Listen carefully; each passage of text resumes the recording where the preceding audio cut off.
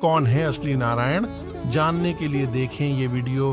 पुणात्मा ये जितने भी सतलोक का ठेका ले रहे थे इस पंथ, इनको कुछ भी ज्ञान नहीं था। हमारे वेद बताओ परमात्मा नराकार मनुष्य सदृश राजा के समान देखने योग्य, वहां से गति करके आता, अच्छी आत्माओं को मिलता है। वो परमात्मा 3 प्रकार से सबकी देखभाल करता है, धारण पोषण करता है। एक तो सतलोक में रहकर तेजो में शरीर है उस परमात्मा का, करोड़ सूर्य मिला दे करोड़ चंद्रमा, इतना एक रोमकूप का प्रकाश है। एक रोमकूप में इतना है तो सारे शरीर में कितना प्रकाश होगा ये आइडिया लगाया जा सकता है। और दूसरी सतीथि में वो आते हैं, प्रत्येक युग में एक शिशु रूप धारण करते हैं।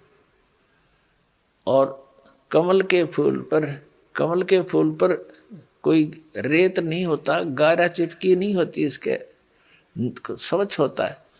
और उस पर शिशु रूप धारण करके, एक बालक का रूप धारण करके, नवजात शिशु का, उस पर विराजमान हो जाते हैं।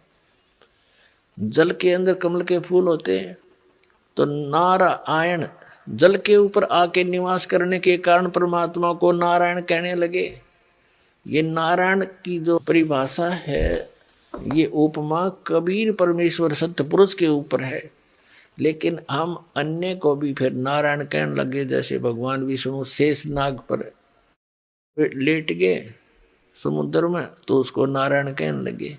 ये भी नारायण है, लेकिन रियल नारायण कबीर साहब हैं। जैसे एक डिप्टी कमिश्नर भी साहब कहलाता है, एक कमिश्नर भी साहब कहलाता है, मंत्री को भी साहब कहते हैं, और मुख्यमंत्री भी साहब कहलाता है, प्रधानमंत्री भी साहब है, राष्ट्रपति भी साहब है। तो कहने का भाव ये है कि साहब तो सारे हैं, परंतु इन साहबों में अंतर बहुत है। और वास्तव में साहब तो हमारे राष्ट्रपति और उसके बाद प्रधानमंत्री ही साहब असलियत है। तो बाकी उनके अनुचर हैं, उनके सहयोगी हैं, ये समझ लो। तो वास्तव में एक ही है नारायण, तो कबीर भगवान सतपुरुष।